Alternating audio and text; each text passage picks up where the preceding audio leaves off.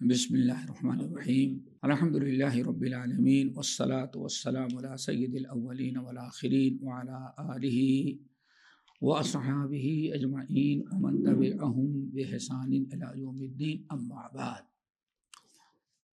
وَإِذْ تَأَذَّنَ رَبُّكُمْ لَئِن شَكَرْتُمْ لَأَزِيدَنَّكُمْ وَلَئِن كَفَرْتُمْ إِنَّ عَذَابِي لَشَدِيدٌ۔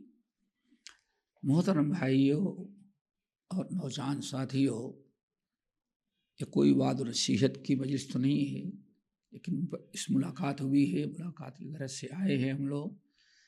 اس مجلس کو غنیمت سمجھتے ہوئے چند باتیں آپ حضرات کے سامنے بڑے اختصار کے ساتھ چند منٹوں میں رکھیں گے۔ اللہ تعالیٰ قبول فرمائے ہم سب کی بیٹھک، ہمارے سب کے کہنے اور سننے کو اور عمل کرنے کی توفیق دے۔ سب سے پہلی چیز تو یہ ہے کہ دین کا کام کرنے کے لیے کہ آپ لوگ اس پر سب سے پہلے اللہ تعالیٰ کا شکر ادا کریں۔ رب العالمین نے فرمایا اعوذ باللہ من الشیطان الرجیم بسم اللہ الرحمن الرحیم وجاہدوا فی اللہ حق جہادہ هو اجتباکم۔ اے لوگو، اللہ کے راہ میں تم جہاد کرو اور اتنا جہاد کرو جس سے جہاد کا حق ادا ہو جائے۔ حضرت عبداللہ ابن عباس جو ترجمان القرآن ہیں، جن کا لقب ہے ترجمان القرآن، جن کے حق میں نبی علیہ السلام نے دعا دی تھی اللہم علمہ التأویل وفقہہ فی الدین۔ پیارے نبی نے دعا دی تھی، چھوٹے سے بچے تھے، آپ نے ان کے حق میں دعا کی، اللہ اس عبداللہ اس بچے کو علمہ التأویل، جو تو نے کتاب قرآن نازل کیا ہے اس کی تفسیر کا علم دے دے۔ اس لیے سب سے زیادہ معتبر تفسیر جو سمجھی جاتی ہے حضرت عبداللہ بن عباس کی، ان کا لقب ہی پڑ گیا ترجمان القرآن۔ نمبر 2 وفقہہ فی الدین، اللہ اس کو جو دین مجھے لے کے بھیجا ہے اس دین کا فقیہ اور عالم اس کو بنا دو۔ نبی علیہ السلام نے 2 باتوں کی دعا کی، اللہ اس بچے کو اپنی کتاب کا مفسر بنا دینا اور جو دین مجھے لے کے بھیجا اس دین کا فقیہ اور بڑا سے بڑا عالم بنا دے گا۔ نبی علیہ السلام کی دعا قبول ہوئی، بات جو دل سے نکلتی ہے اثر رکھتی ہے، پر نہیں طاقت پرواز مگر رکھتی ہے۔ تھوڑی سی نبی علیہ السلام نے خدمت کیا۔ نبی علیہ السلام استنجا کرنے کے لیے گئے، رات کا وقت تھا، عبداللہ بن عباس آپ ہی کے ہاں رات گزار رہے تھے، چونکہ میمونہ رضی اللہ تعالی عنہا حضرت عبداللہ کی خالہ تھیں، نبی علیہ السلام کی باری خالہ جان کے ہاں تھی، تو حضرت عبداللہ بن عباس اپنے خالہ کے گھر میں آئے کہ دیکھیں نبی علیہ السلام کیا عمل کرتے ہیں۔ رات بھر جگتے رہے، دیکھا، صبح نبی علیہ السلام حمام میں گئے، تو جانتے اس زمانے میں پانی وغیرہ کا انتظام نہیں ہوتا تھا، پانی لے کے جانا پڑتا تھا، تو نل وغیرہ نہیں ہوتا تھا، تو نبی علیہ السلام اندر گئے استنجا کرنے کے لیے۔ حضرت عبداللہ بن عباس نے لوٹے میں پانی بھرا اور باتھ روم کے حمام سمجھتے ہیں نا، حمام کے دروازے پر رکھ دیا کہ نبی علیہ السلام نکلیں گے تو استنجا کریں گے۔ جب نبی علیہ السلام نکلے تو دیکھا پانی رکھا ہوا ہے۔ آج میمونہ کس نے پانی رکھا؟ حضرت میمونہ رضی اللہ تعالیٰ نے کہا یا رسول اللہ میرے بھانجے عبداللہ نے رکھا ہے۔ بس نبی کی خدمت، استاد کی خدمت، بڑوں کی خدمت، بڑے دعا دے دے، وہ بھی نبی جیسے بڑا۔ اللہم علمہ التأویل وفقہہ فی الدین، اللہ اس کو دین کا عالم بنانا اور فقیہ بنانا۔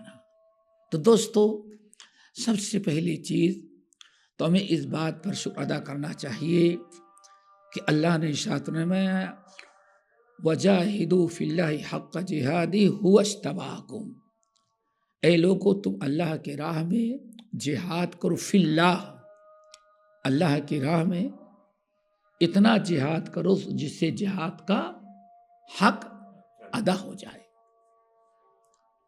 عبداللہ بن عباس فرماتے ہیں کہ یہاں جہاد کا مطلب کیا ہے اے استفراغ الطاقت فی، یعنی دین اسلام اللہ کے جو لے کے آئے ہیں کتاب و سنت، اپنی ساری قوت و طاقت، جتنی صلاحیت ہو، جان کی، مال کی، علم کی، قوت و طاقت کی، اپنی جتنی صلاحیتیں ہو سکتی ہو سب اسلام کی نشر و اشاعت اور اس دین کے بولا بالا کے لیے صرف کر دو.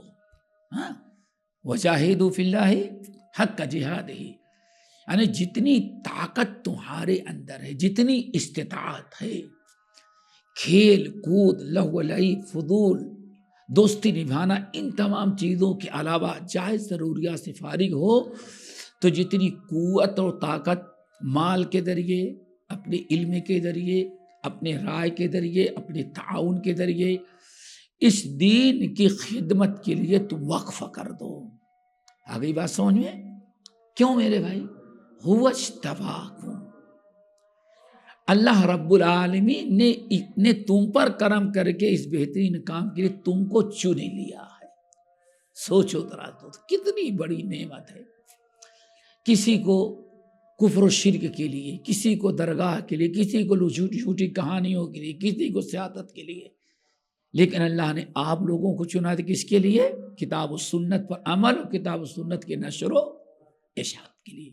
کیا خیال ہے اللہ کی نعمت کی نعمت ہے. کتنی بڑی نعمت. نبی صلی اللہ علیہ وسلم ساری زندگی کوشش کرتے میرا چچا ابو طالب مسلمان ہو جائے. کیوں؟ اس کائنات میں اللہ کے بعد نبوت اور رسالت دعویٰ کرنے کے بعد آپ کے چچا سے زیادہ کسی نے آپ کی مدد نہیں کی. زندگی بھر کوشش کرتے رہے ہمارا چچا مسلمان ہو جائے، ایمان لا لے، لیکن نہیں، ضد پر اڑا رہا چچا. موت کے وقت صحیح مسلم کی روایت، جب بالکل آخری وقت تھا تو مکے کے سارے سردار، ابو لہب، ابو جہل، سارے بڑے بڑے سردار اکٹھا ہوئے. کیوں؟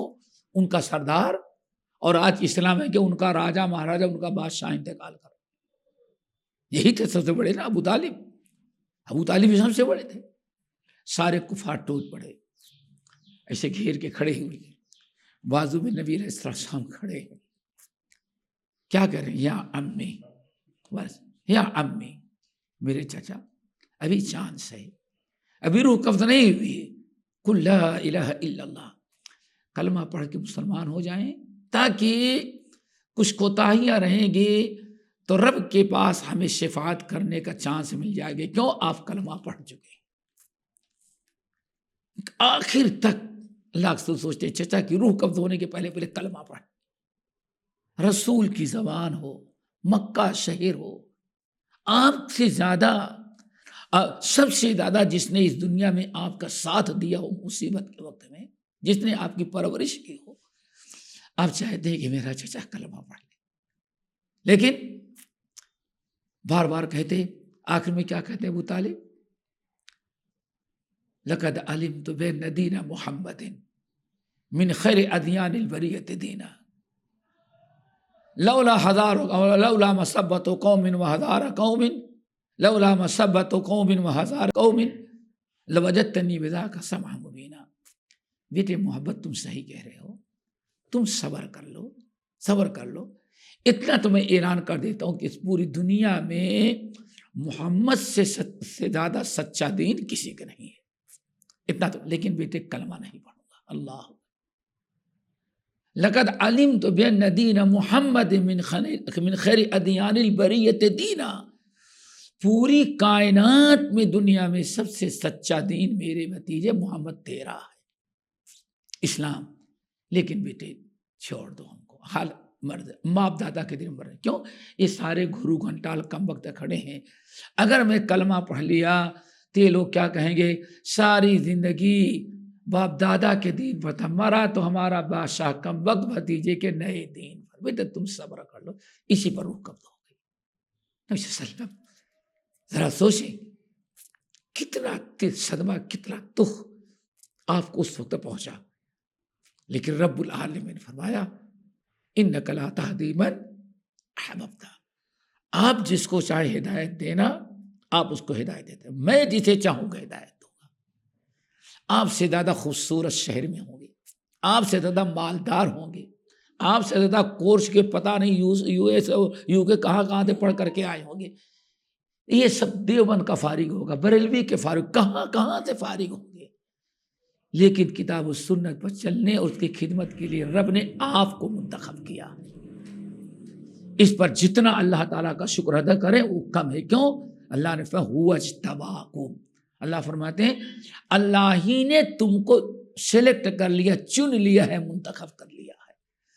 تو اس نعمت کی شکر گزاری کیا ہے بیٹے؟ وجاہدوا فی اللہ حق جہادی، جتنی قوت و صلاحیت ہو سکتی ہو اپنے جان مال ہر چیز کے ذریعے آپ عمل میں خوب پختہ رہیں، ڈٹے رہیں، اور اس کی نشر و اشاعت اور اس کو پھیلانے میں جتنی قربانیاں دینی پڑیں یہ دیں. اس پر اللہ تعالیٰ کا شکر ادا کریں کہ اس اچھے کام کے لیے اللہ نے دنیا کو چھوڑ کر کس کو منتخب کیا پورے شہر میں؟ آپ کو. میں نے کہا سب آپ سے اچھے ہوں گے، پتہ نہیں ہم سے کتنے خوبصورت ہوں گے، مال دولت میں سب کچھ، لیکن اللہ نے چنا تو بلال حبشی کو چنا. کہتے سب سے خوبصورت کم وقت ابو لہب تھا. کون تھا؟ ابو لہب کا چہرہ چمکتا تھا، لہب کے معنی چنگاری جیسے چمکنا، تو اس کا لقب پڑ گیا، نام تو کچھ اور تھا لیکن اس کو ابو لہب، چمکتا ہوا روشن چہرے والا، اتنا خوبصورت تھا کم وقت. اور بلال سے زیادہ کالا کوئی نہیں تھا. لیکن اللہ نے چچا کو نہ چنا، ابو لہب کو نہیں چنا تو اس کو چنا بلال حبشی کو. هو اجتباکم. تو دوستو ہم تفصیل میں ہی جانا چاہتے، سب سے پہلی چیز یہ کہیں گے اس پر اللہ تعالیٰ کا شکر ادا کریں اور اس نعمت کو سمجھیں کہ کتنی بڑی نعمت ہے. توحید کا مل جانا بہت بڑی نعمت ہے. اللہ اکبر. بعض اہل علم کہتے تھے کہ اللہ تعالیٰ دنیا کی ساری دولت دے دیتا تو مجھے اتنی خوشی نہ ہوتی جتنی خوشی تب ہوئی جب کہ میرا باپ مسلمان ہو گیا، میری ماں مسلمان ہو گئی. سنا ہوگا جب ابو قحافہ مسلمان ہوئے، ابو بکر صدیق کے والد، فتح مکہ کے موقع پر مکہ فتح ہو گیا، اسلامی جھنڈا سمجھو لہرا دیا گیا، اللہ رسول نے خطاب کر دیا، سب کی معافی کا انتظار ہو گیا، اعلان کر دیا گیا.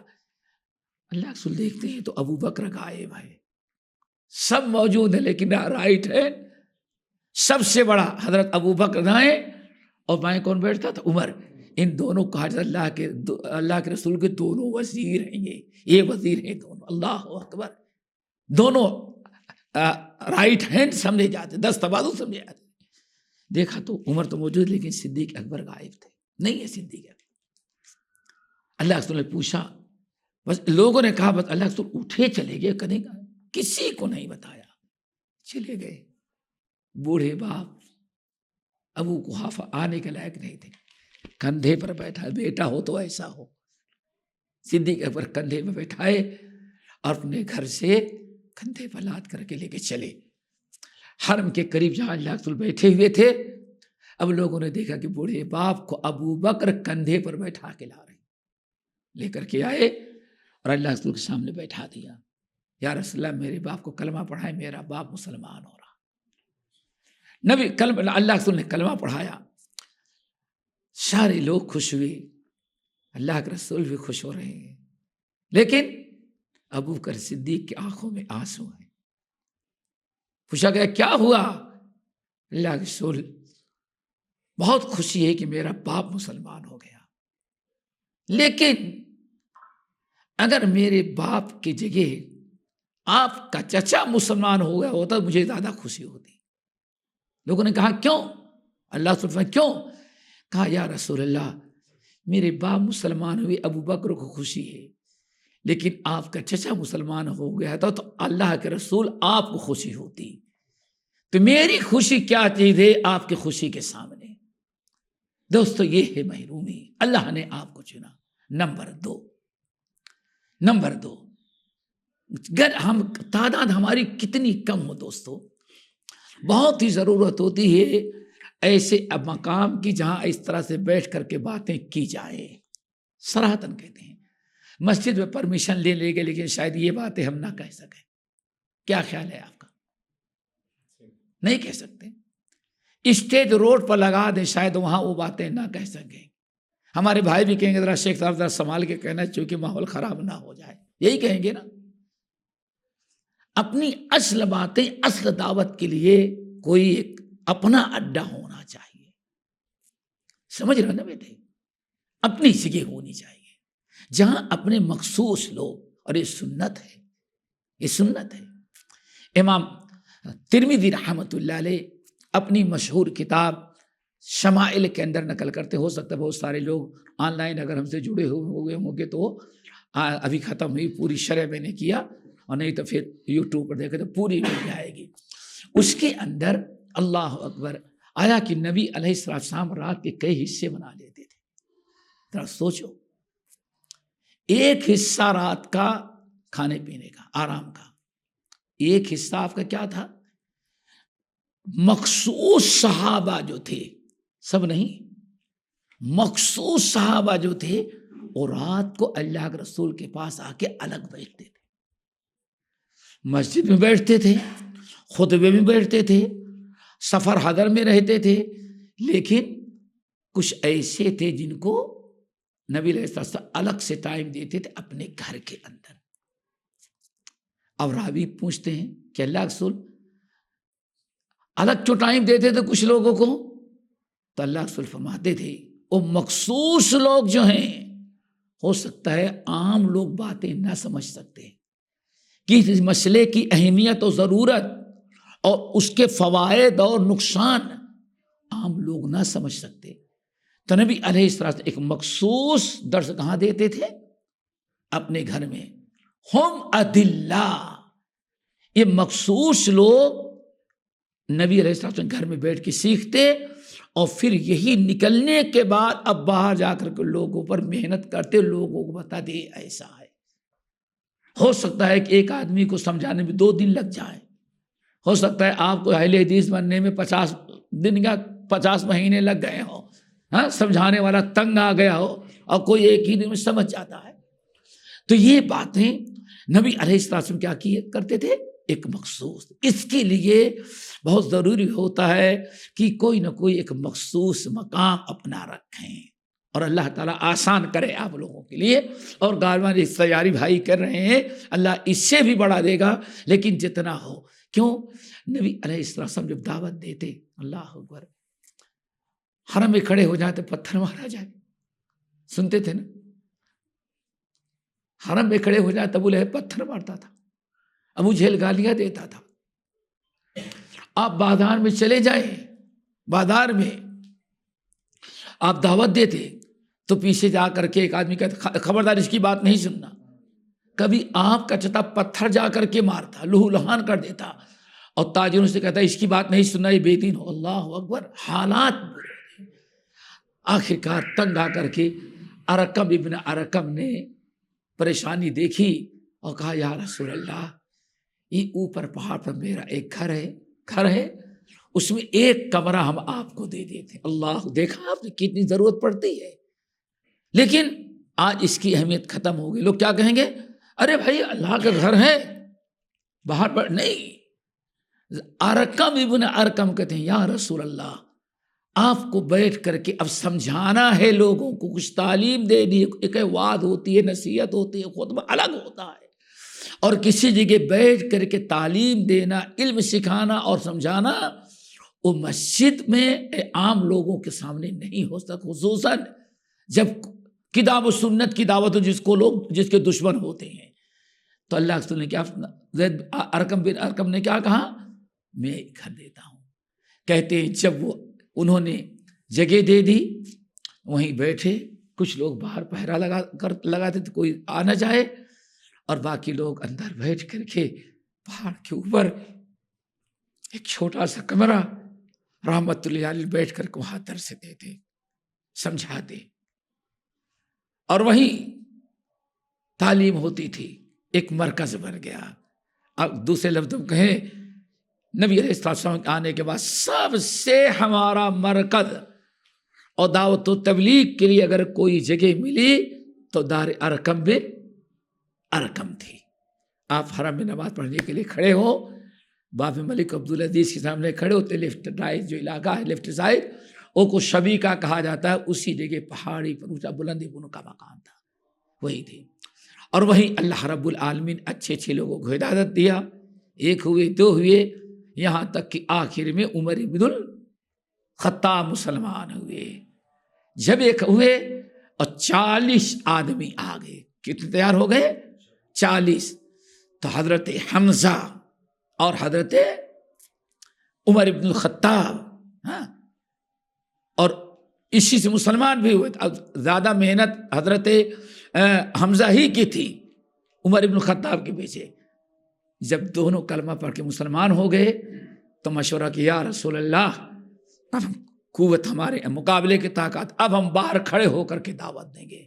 اب عمر بن الخطاب تلوار لے کے کھڑے رہتے, امیر حمزہ جو شیر خدا کا کھڑے رہتے, اور نبی علیہ السلام دعوت کا پیغام پہنچا دے, حق دعوت پیغام.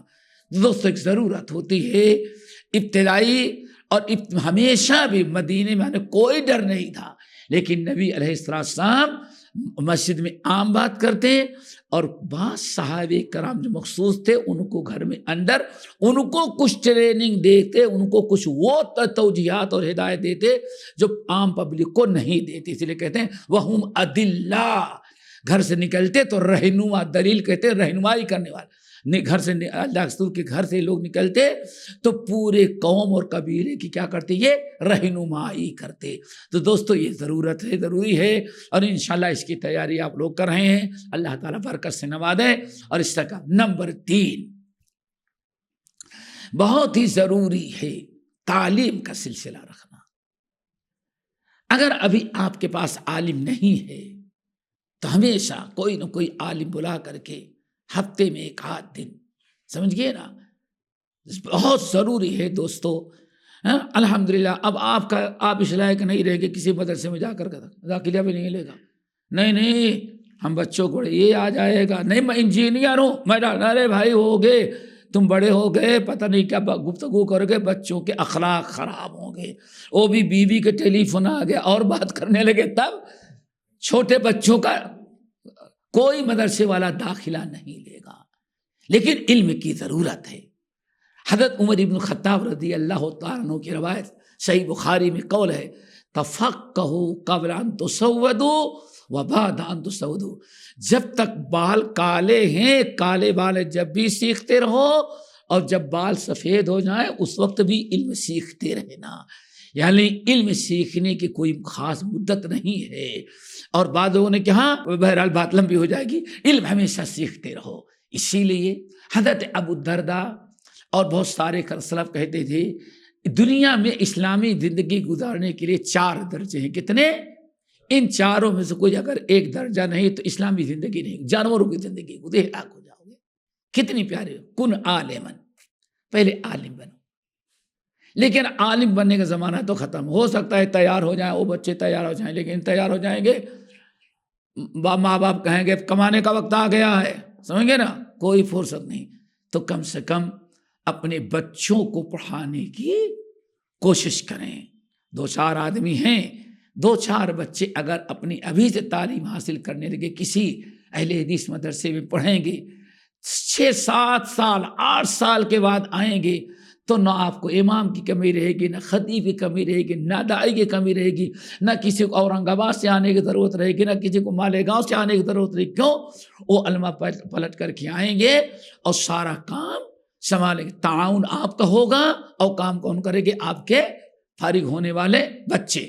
لیکن اگر وہ نہیں ہے تو ابو الدرداء کیا کہتے ہیں, پہلے تو عالم بنو. لیکن میں عالم بننے کا زمانہ چلا گیا ہے. او متعلمن, اگر عالم نہیں بن سکتے تو متعلم بنو. متعلم کا مطلب تھوڑا سا ٹائم نکالیں کسی وقت. اگر کوئی عالم آ گیا ہے یا کوئی استاد مل گیا ہے تو اس کے بعد ہفتے میں 1 دن, بیٹے سنڈے کو تو چھٹی رہتی نا, اسکوٹر لے کر کے سب سے بڑا مرض آج کیا معلوم ہے, انتظار کرتے ہیں سب گھر والے, اور یہ تو کم کرتے ہوں گے کیونکہ ہفتے میں تک کہیں ریسٹ کرنا چاہتے ہیں سنڈے کو. لیکن گھر والے کیا بھائی ہفتے بھر گھر میں رہ رہے تھے، تنگ آ جاتی ہیں، تنگ پریشان ہو جاتے ہیں، ہوا نہیں تو کھانا پکاتے، تو ہفتے میں ایک دن کیا کیا جائے، باہر اور ڈھابے پہ جا کے کھانا کھائیں۔ ارے دماغ خراب ہے، یہاں سے آدمی نکلتا ہے بھیمنڈی جاتا ہے ڈھابے میں کھانا کھانے کے لیے، کہتا مغرب پڑھ کے نکلتے ہیں، کتنے کلومیٹر ہوگا، یعنی بھیمنڈی تک۔ ہمیں تو دبئی بتاتے ہیں کہ 2 دن گئے تو تب مجھے پتا کہ وہاں سے دوستوں کے ساتھ کھاتے ہیں۔ اگر اس میں وقت ضائع کرنے کے بجائے کسی عالم کے بعد ہفتے میں 1 دن 2 دن بیٹھ جائیں گے، اور وہ شروع سے ایمان کیا ہے، ایمان کے تقاضے کیا، ایمان کے نواقض کیا ہیں، کیا خیال ہے بیٹے؟ اگر ہفتے میں 1 دن متعلم بن جاؤ، سیکھنے والے بن جاؤ، عالم نہیں بنے تو کم سے کم سیکھنے والے بن جاؤ۔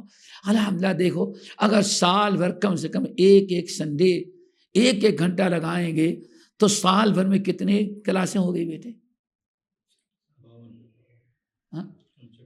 52-54 قسطیں ہو گئی۔ ایک میں وضو کا مسئلہ سیکھ، دوسرے میں تیمم کا مسئلہ سیکھ لیا، تیسرے میں نماز کا مسئلہ سیکھ لیا۔ ارے یار، میں تو کہتا ہوں نکاح طلاق تک کے مسائل سیکھ سکتے ہیں انسان، لیکن دوستو وقت کی اپنا ٹائم نکالیں۔ کیوں؟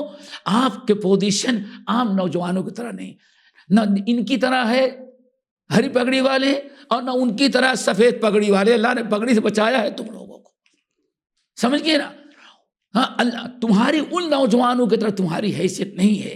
هو اجتباکم، اللہ نے تم کو منتخب کیا ہے، چنا ہے، اور ان کو ایسے چھوڑ دیا ہے، ایسے خوش نصیب ہو۔ تو تھوڑا سا جس رب نے چنا ہے اس کے نازل کردہ کتاب، اس کے بھیجے ہوئے نبی کی سیرت و سنت کو سیکھنے کی تو کوشش کرو بیٹے۔ اگر تم نے 1 سال بھی کوشش کر لی، ایک سنڈے کسی عالم کے پاس بیٹھ کر کے بلا کر کے سیکھ لیا، نام بھائی کا مکان سیکھ لیا، تو بیٹے کم سے کم 52 مسائل، 52 ٹاپک تمہیں سمجھ میں آ جائیں۔ تو کہتے ہیں کن او متعلما، اور اگر متعلم نہیں بن سکے بیٹے، یہ بھی نہیں ٹائم ہے، ہو سکتا ہے کسی کو اتوار سنڈے کو بھی نہ چھٹی میں ہوتے ہیں، تو اسلام میں کوئی تنگی نہیں۔ ابو دردہ کہتے او مستمعن، تو ایسا کر لے کر کے کہیں کلاس نہیں لیتا تو او مستمعن، کم سے کم اگر کہیں دین کی باتیں، کوئی کتاب و سنت کی باتیں بیان کی ہو جا رہی، کم سے کم 10 منٹ ٹھہر کر کے بیٹھ کر سن تو لے، سن تو سکتے ہیں، سن لو، کوئی نہ کوئی باتیں تو دین کی آ جائیں گی، کچھ نہیں تو کم سے کم ایمان تو تازہ ہو جائے گا بیٹے۔ وہی ذات آیات ذات تم ایمانا، مومن وہ ہے کہ کتاب و سنت کی باتیں سنتا تو اس کا ایمان تازہ ہو جاتا ہے۔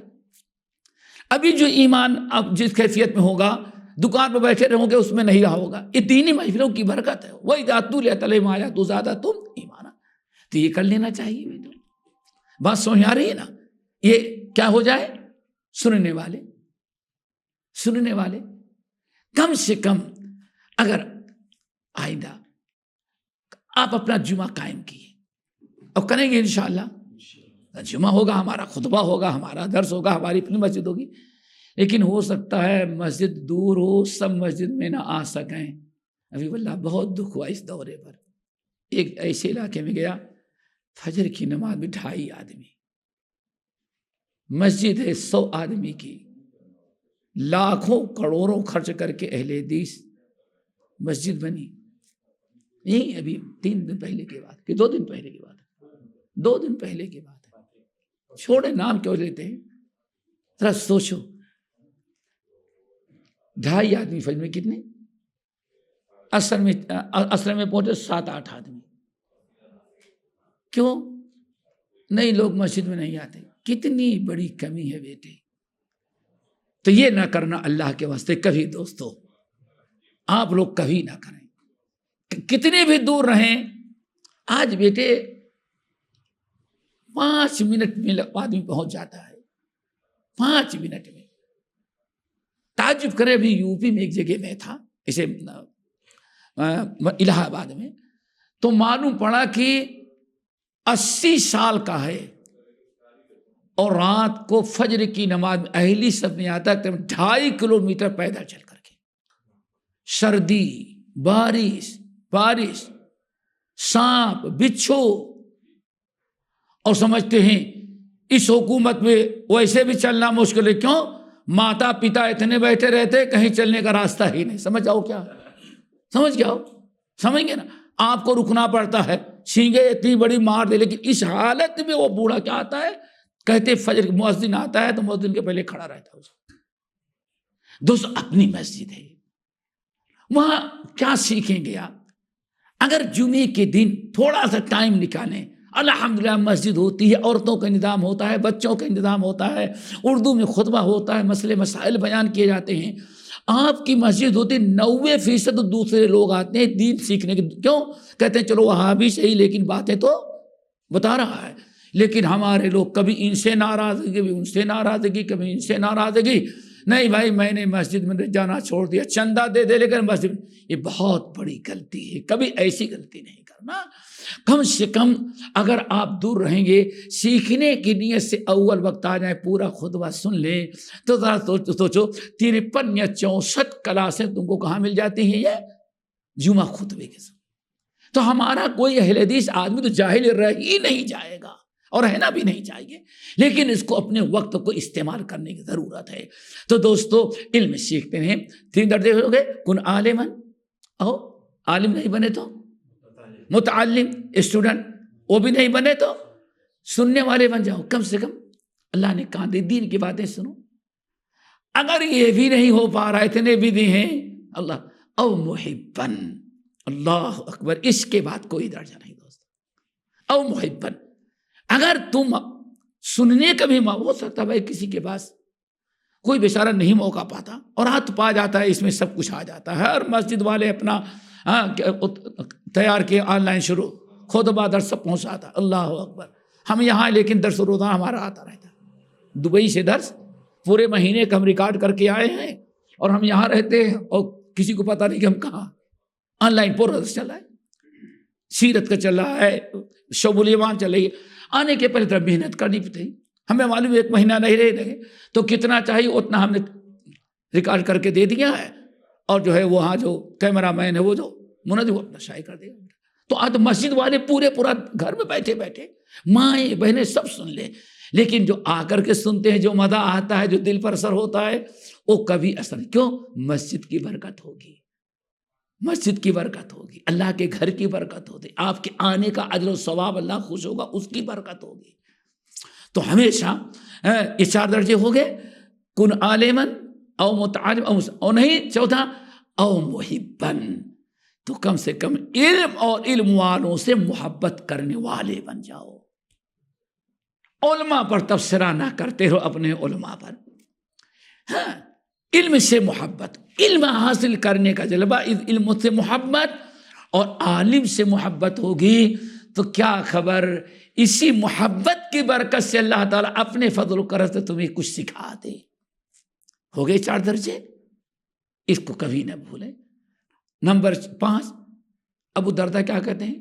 اب اس کے بعد تو ولا تکن خامسن، اس کے بعد درجہ تو گدھوں کا ہے، کتوں کا، بکریوں کو، جانوروں کا، اور انجام اس کا کیا ہے؟ ہلاکت ہے. اب بتائیں، ہم اہل حدیثوں کو تو اس کے خلاف نہیں چلتے. 4 میں تو کوئی نہ کوئی راستہ بیٹے اختیار کرو. 3 چیزیں ہو گئی، 3 ہوئی نا. نمبر 4 بیٹے، ہمیشہ آپس میں محبت کرنے والے رہو. آپس میں الحمدللہ یہ نوجوان ہے، یہ نوجوان ہے، وہ پیچھے نوجوان، سب سے کم عمر ماشاءاللہ. آپ کو معلوم ہے کہ اہل حدیث ہے، کتاب و سنت چلتا ہے، تو اہل حدیث کے ناطے نہیں، ان سے اس لیے محبت کرے کہ توحید والا ہے، اس لیے محبت کرے کہ نبی کی سنت پر چلنے والا ہے. میری بات سمجھ گئی نا؟ اس لیے محبت کرے کہ ہاں صراط مستقیم پر ہے، گرچہ ہمیں اس سے کوئی فائدہ ہو یا نہ ہو. اگر کبھی کچھ غلطی، انسان ہے، بشری تقاضے میں کچھ ہو جائے تو اس سے محبت میں فرق نہ آئے، عفو درگزر کریں. خذ العفو وامر بالعرف وعارض عن الجاہلین. اے نبی، اپنے ساتھیوں سے کبھی بدلہ نہیں لینا، اپنے ساتھیوں سے کبھی بدلہ نہ لیں، ان کی غلطیوں سے درگزر کریں. ان کو کبھی دھتکارے نہیں. اللہ، ہم اہل حدیث اگر نبی کی سنت پر ہم نہ عمل کریں تو غیروں سے کیا توقع کریں گے دوستو؟ تھوڑی تھوڑی بات پر، ایک تو ایسے ہی شہر میں چند آدمی اس میں ایک دوسرے سے ٹھن گئی، بس جہاں ٹھن جاتی ہے سارا کام رکا، ساری برکت ختم. تو ایک تو کیا ہے دوستو؟ آپس میں محبت. ابو درداء رضی اللہ تعالیٰ لا تزالون بخیر، لا تزالون بخیر ما دمتم خیارکم، ہمیشہ اللہ تعالیٰ تم کو خیر و برکت سے نوازتا رہے گا اور تمہیں خیر و برکت کی، نیکی کی توفیق دیتا رہے. کب تک؟ جب تک تم آپس میں ایک دوسرے سے محبت کرتے رہو گے. لا تزالون بخیر ما احببتم خیارکم. جب تک، میں سمجھتا ہوں ان سے اچھا کون ہوگا بھائی؟ ایک توحید والا ہو، ایک موحد ہو، متبع سنت والا ہو، کتاب و سنت کی اب اپنے علم کے مطابق دعوت دے رہا ہو. اس سے اچھا کون ہو سکتا ہے بیٹے؟ مال والا تو نہیں ہو سکتا، مسکرا کر کے بات کرنے والا نہیں ہے. اب اگر اچھے لوگوں سے، فرشتہ تو نہیں ہے، ابو بکر سے کوئی اچھا ہو سکتا ہے؟ ابو بکر بیٹھے ہوئے ہیں، وہیں سلمان بیٹھے تھے، ابو بکر بیٹھے تھے، وہیں سلمان بیٹھے، وہیں بلال بھی بیٹھے ہوئے ہیں. ابو سفیان ابھی مکے کے کافر تھے، سردار ادھر سے گزرے مصالحت کے بعد، آئے تھے اپنی بیٹی سے ملنے کے لیے. نبی علیہ السلام کے سسر بھی رہتے نا. اور معاویہ کون تھے؟ معاویہ کون تھے؟ سالے نہیں تھے؟ سمجھتے ہو سالے کے کیا مقام ہوتا ہے؟ پھر کیوں اس کی کیسے سنتے ہیں جو معاویہ کو گالی دیتا ہے؟ تمہارے سالے کو کوئی گالی دے تو قبول کریں گے اس کو؟ وہ پاکستان میں بیٹھا ہوا کمبخت کالی پگڑی والا معاویہ کو گالی تو اس کی کیسے کیوں پسند کرتے؟ اس سے کیوں نہیں نفرت کرتے؟ کس کو گالی دے رہا ہے؟ کس کو برا بھلا کر رہا ہے؟ کس کے خلاف کیسے تیار کر رہا ہے؟ معاویہ کاتب وہی نبی صلی اللہ علیہ وسلم کے سالے. ام المومنین اگر ام حبیبہ ہوتی اور سنتی کہ ہاں یہ میرے بھائی کو گالی دے رہا تو کیا خیال پسند کرتی؟ کس کا دل دکھتا؟ ام المومنین کا، رسول کا، صحابہ کا، ابو سفیان کا. ہمارا دل دکھنا شان ہے تو ان کس کا دل دکھتا؟ اور قیامت بہت سلام آبی صدور، سینے سے نکال کر رکھ دے. ہاں معاویہ سے کتنے کیوں نفرت کرے، یہ تیرے سینے بھرا ہوا تھا میرے بھائی. بہرحال تو ابو سفیان نبی کافر تو ادھر سے گزرے، اس بلال کو بہت ستایا تھا، بہت ستایا تھا نا. اور آج بڑے شان و شوکت کے ساتھ اپنی بیٹی اور داماد اللہ کے رسول سے ملنے کے لیے جا رہا ہے. ادھر سے گزرا، سلمان نے کہا، اب بلال نے ما اخذ سیوف الحظ ما اخذ، یہ کمبخت کافر ابو سفیان جو اتنا دکھ ہم کو ستایا، اسلام کو نقصان پہنچایا ہے، اللہ نے جو ہمیں تلوار دی ہے ابھی اس تلوار کا حق نہیں گیا دعا، جب تک یہ زندہ رہے اب تک تو ختم کر دینا تھا. ابو بکر بیٹھے تھے، ابو بکر غصے میں آ گئے، ڈانٹ دیا. اتقولون ہکذا سید القوم، ارے اپنے قبیلے کا اس کے متعلق ایسی بیتوکی باتیں کرتے ہو. وہ تو ابو سفیان تو چلے گئے اللہ کے رسول کے گھر، اور لیکن ابو بکر صدیق ان اتنا ملامت کیا، اتنا ڈانٹ پھٹکار کیا کہ حضرت بلال رو پڑے. بیٹے بھی رونے لگے، اٹھے اور اللہ کے رسول کی طرف کا راستہ پکڑا. صدیق اکبر کو اندازہ لگ گیا کہ یہ اللہ کے رسول کے پاس جا رہا ہے، اور بڑی تیزی سے گئے اور اللہ کے رسول کے پاس بلال پہنچ گئے روتے ہوئے. بلال روتے ہوئے جائے، اللہ کے نبی کہاں برداشت کر سکتے تھے. پوچھا بلال کیا ہوا؟ اللہ کے رسول میں نے صرف اتنا کہا تھا کہ یہ کافر دنیا میں دندراتا فکر مدینے میں گھومے، اللہ نے جو ہمیں جہاد کی تلوار دی تھی، جب تک ایسے کافر زندہ رہیں اور ہمارے یہاں آئے ابھی اس تلوار کا حق ادا. اتنا ہی کہا تھا. ابو بکر نے مجھے اتنا ڈانٹا، اتنی پھٹکار، اتنی ملامت کہ ناقابل برداشت. اللہ ادھر یہ بتائے بلال، پیچھے سے صدیق اکبر بھی آ گئے، حضرت بلال آ گئے، صدیق اکبر آ گئے. بڑی صفائی پیش کی صدیق اکبر نے، لیکن اللہ تعالیٰ نے کیا فرمایا؟ یا ابا بکر لئن اغضبت، اگر تو نے بلال کا دل دکھا دیا اور بلال کو تو نے تکلیف دے دی، لقد اغضبت ربک، تو نے اپنے رب کو ناراض کر دیا۔ دوستو رحماء بینہم، ہم آپس میں تھوڑی تھوڑی باتوں میں اختلاف ڈال کر کے مسجد نہ چھوڑیں، جماعت نہ چھوڑیں، تعاون نہ چھوڑیں، کوئی عالم آ جائے تو اس سے حاضری وہاں درس آنے سے نہ چھوڑیں، آپ ایک دوسرے سے درگزر کریں۔ والقاظمین الغیظ والعافین عن الناس واللہ یحب المحسنین۔ اسلام کہتا ہے کہ نہیں، آپ جڑے رہیں، ہمیں الگ نہیں ہونا چاہیے۔ تو ذرا سوچو، صدیق اکبر سے اگر اللہ ناراض ہو جاتا ہے بلال سے، ہم لوگ آپس میں دوسرے کی کینہ کپٹ بغض اتنا رکھیں کہ مسجد چھوڑ دیں، جمعہ چھوڑ دیں، جماعت چھوڑ دیں، یہ کسی بھی صورت سے مناسب نہیں۔ دوستو ہمیشہ ایک دوسرے کے ساتھ اگر کام کرنا مل کر کے رہیں۔ 4 چیزیں ہو گئی، ان چاروں چیزوں کا خیال رکھیں۔ اور اگر امیر صاحب اجازت دیں تو ایک بات اور بتا دیں، باتیں تو بہت ہیں لیکن اجازت ہے۔ دیکھو ہم لوگ ہر قدم پر کس کے محتاج ہیں؟ عمل کے۔ 2 چیزیں یاد رکھیں، ایک تو یہ کہ ہم کوئی ایسا عمل نہ کریں غیروں کو دیکھ کر کے جس پر اللہ ناراض ہو۔ اللہ نے خوش ہو کر کے آپ کو ایک طریقہ منہج عمل مسلک عطا کیا ہے۔ اب ایسا نہ ہو کہ دیکھو اہل حدیثوں کے کیا کر رہا ہے، ہم اپنے آپ کو سود سے بچائیں، شادیوں میں فضول خرچی اور ناجائز چیزوں سے بچائیں۔ کوشش یہ کریں کہ ہر لحظہ ہے مومن کی نئی آن نئی شان، گفتار میں کردار میں اللہ کی، ہمیشہ آپس میں اس چیز کا خیال رکھے کسی کو انگلی اٹھانے کی نوبت نہ آئے۔ ہم صبر و ضبط، اور آخری چیز تقویٰ ہونا چاہیے۔ کیا؟ ہم لوگ اللہ کی مدد کے بہت محتاج ہیں، اور تقویٰ کہتے ہی ہیں اللہ کی نافرمانی سے بچنا، منکرات برائیوں حرام کاریوں سے بچنا، اسی چیز کا نام بیٹے تقویٰ ہے۔ اور اگر تقویٰ رہے گا تو من یتق اللہ یجعل لہ مخرجا۔ بہت زبردست فوج آئی، سپہ سالار نے امیر المومنین کے پاس لیٹر لکھا، امیر المومنین جتنی فوج ہم لے کے آئے ہیں دشمن اس سے کئی گنا زیادہ ہے، برائے مہربانی جتنی جلدی ہو خوب لڑاکو فوج کو مدینے سے ہاں روانہ کریں۔ کیوں؟ کئی گنا زیادہ، بہت طاقتور فوج ہے۔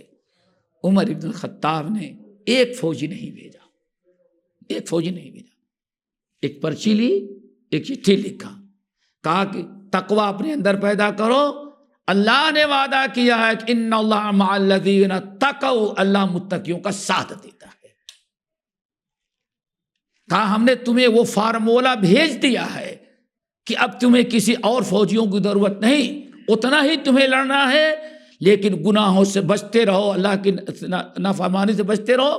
اگر تقویٰ تمہارے اندر ہے تو تقویٰ ہی پاورفل وہ عمل ہے جس کی برکت سے اللہ کئی گنا زیادہ فوج کو شکست دے دے گا۔ صحابی نے اطمینان کیا، اعلان کیا سب لوگ توبہ استغفار کرو اور گناہ کے قریب نہ جاؤ۔ واقعی پہلے ہی وہلے میں لشکر جرار بھگا اور مسلمانوں کو اللہ تعالیٰ نے فتح نصیب کی۔ تو دوستو ہم ہر اعتبار، کیوں ہماری حکومت میں شکایت، پولیس میں شکایت، کوئی کہے گا یہ دہشت گرد ہے، کوئی کہے گا یہ فلاں ہے، کوئی کہے گا یہ القاعدہ کا ہے کچھ نہیں، ہم اس سب سے زیادہ وفادار، لیکن سارے لوگ شکایت کریں گے۔ ہم مدد کے محتاج ہیں، اور پھر ایسے جب کوئی چیز بری ہو، سمجھ رہے نا، کوئی انسان برائی کر رہا ہے، کوئی برا ہو تو اس سے محبت کرنا بھی کیا ہے؟ وہ جرم عظیم ہے، جرم عظیم نہیں ہے؟ تو یہ ہمارے ہاں ڈاکٹر اسرا احمد ہوں، مودودی ہوں، فلاں ہوں، جب جانتے ہیں کہ ان کے عقیدے میں کتنا خرافات ہے اور دعوت ان کی اسلام کی نہیں صرف سیاست کی ہے، پھر اگر ہم ان لوگوں سے محبت کریں، ان کی کیسٹیں سن کے اپنا دماغ خراب کریں، اپنا منہج خراب کریں، کبھی انجینئر کے سنیں، کبھی ڈاکٹر کے سنیں، کبھی ایڈوکیٹ اور کیا کہتے ہیں بیرسٹر کی باتیں سنیں۔ جب جانتے ہیں کہ سارے لوگوں کا منہج الگ ہے تو یاد رکھو اللہ رسول نے کیا فرمایا قرآن پاک کی آیت کی روشنی میں، حضرت عائشہ اور حضرت عمر بن الخطاب کی روایت، فَحَذَرُوهُمْ، اے عمر اور اے عائشہ، جن کا عقیدے میں فالٹ ہو، جن کا عقیدہ درست نہ ہو، جن کے جو بدعت پر ہیں، گرچہ اسلام کا نام اگر بدعات ہیں، فَحَذَرُوهُمْ، عمر ان سے بچ کر کے، اللہ اکبر، اے عائشہ تو بچ کر کے رہنا، لوگوں کو بتا دو کہ لوگ بھی بچ کر کے رہیں، اللہ اکبر۔ عمر ابن الخطاب کو، حضرت عائشہ کو اللہ رسول فرمائے بدعت سے بچ کر کے رہنا، اور ہم کیا کہتے ہیں وہ تو کیا بات ہے، اچھی باتیں لے لیتے ہیں، بری باتیں اس کی چھوڑ دیتے ہیں۔ میرے بھائی، عمر سے بڑا، عمر ابن الخطاب اور عائشہ سے بڑا موحد و توحید اور علم والا تو ہم اور آپ نہیں۔ جب اللہ رسول ان کے بارے میں خطرہ، عائشہ ان کے قریب نہیں جانا اور لوگوں کو بتا دینا کہ اس کے قریب نہ جائے، آگاہ کر دینا، اللہ اکبر۔ اور پھر اللہ رسول فرمایا وَأَمَّا الَّذِينَ فِي قُلُوبِهِمْ زَيْغٌ فَيَتَّبِعُونَ مَا تَشَابَهَ مِنْهُ ابْتِغَاءَ الْفِتْنَةِ، سورہ آل عمران کی آیت تلاوت کی۔ پھر اس آیت کا مطلب ایسے لوگوں کے قریب نہ جاؤ۔ تو دوستو، ہم اپنے آپ کو غلط قسم کے لوگوں سے بچائیں گے، اور بچانا چاہیے، کیوں؟ ان کے قریب جانا بھی جرم عظیم ہے۔ اچھا، دنیا کا کوئی انسان نہیں سنتا، ہمارے اپنے سنتے، کیوں؟ روشن خیال ہے نا بھائی۔ تو دوستو، ہمارا منہج، ہمارا عقیدہ ہے اللہ تعالیٰ سے ڈریں، نہ برائی کریں اور نہ برائی کرنے والوں کے قریب جائے۔ ہاں، آپ کو اگر علم ہے، دعوت دینا ہے، تبلیغ کرنا، اس کے عقیدے کی اصلاح کرنا ہے، اتنا علم ہے تو ایک الگ سی چیز ہے، سمجھ گئے نا؟ دکھ میں، درد میں، مصیبت میں رواداری الگ چیز ہے، لیکن دینی سمجھوتا، عقیدے کا سمجھوتا دوستو، یہ بہت ناممکنات میں سے ہے۔ دعا کرو اللہ تعالیٰ ہم سب کو مل کے توفیق نصیب فرمائے۔ یہ چند باتیں میں نے کہی ہیں جو مناسب مناسب تھا، نہ میں نے ان سے پوچھا تھا اور نہ انہوں نے کہا تھا، میں نے آپ حضرات کو مخصوص میٹنگ تھی، بیٹھک تھی، کوئی درس تو نہیں تھا، ہم نے اپنا سمجھ کر کے امانت داری سمجھ کے بتایا ہے، اور امید ہے کہ آپ لوگ بھی امانت داری کا ثبوت دیں گے اور ہمارے بارے میں کوئی شک شبہ بھی نہیں کریں گے۔ انشاءاللہ ہم نے آپ کو اپنا سمجھ کر کے، ذمہ داری سمجھ کے چند باتیں بتائی ہیں۔ یہ عام اسٹیج پر باتیں نہیں ہو سکتی، لیکن اپنوں میں نہیں کریں گے تو کہاں کریں گے؟ اللہ تعالیٰ عمل کی توفیق نصیب فرمائے۔ پھر کسی اور مجلس میں انشاءاللہ دوسری باتیں ہوں گی۔ اقول قولی ھذا واستغفر اللہ من کل ذنب واتوب الیہ۔